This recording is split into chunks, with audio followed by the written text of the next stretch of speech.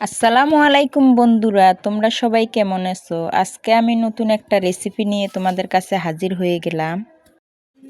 তো চলো শুরু করা যাক আজকের রেসিপিটা। আজকে আমি ধনে পাতার ভর্তা বানিয়ে তোমাদেরকে দেখাবো। তো চুলায় প্রথমে আমি একটু তেল দিয়ে দিলাম। তেলটা আমার গরম হয়ে গেছে।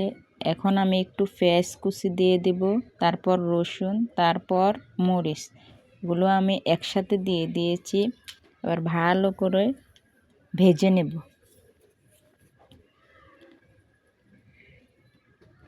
এটা ভালো করে ভেজে নেওয়া হয়ে গেছে।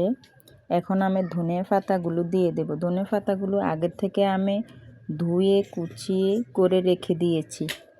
ধনে পাতাগুলো দিয়ে এখন আমি ভালো করে নেড়ে ছেড়ে নেব।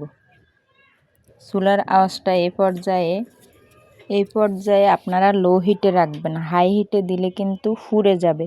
এবার আস্তে আস্তে আমি ভেজে নেব। হালকা একটু লবণ দিয়ে দিয়েছি। আগে কিন্তু লবণ দেওয়া যাবে না, দিলে লবণ বেশি হতে পারে। ধনে পাতাটা মজে জেলে তারপরে লবণ দিবেন। এবার আমার ভাজা শেষ।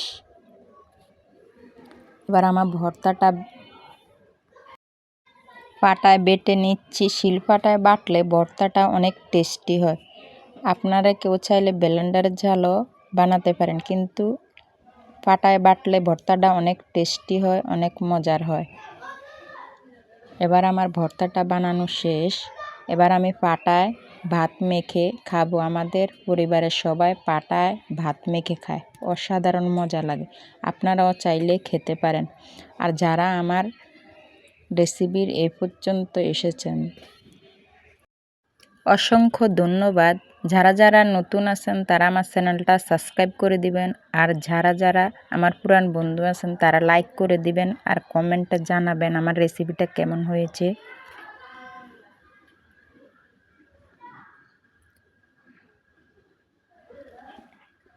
এবার দেখেন আমার পাঠায় মাখানো ভাতগুলো খাওয়া শেষ।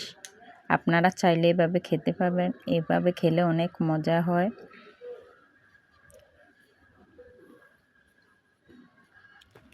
নতুন নতুন রেসিপি পেতে আমার চ্যানেলটা সাবস্ক্রাইব করে দিন এবং পাশে থাকুন। আজকের জন্য এ পর্যন্তই। আল্লাহ হাফেজ।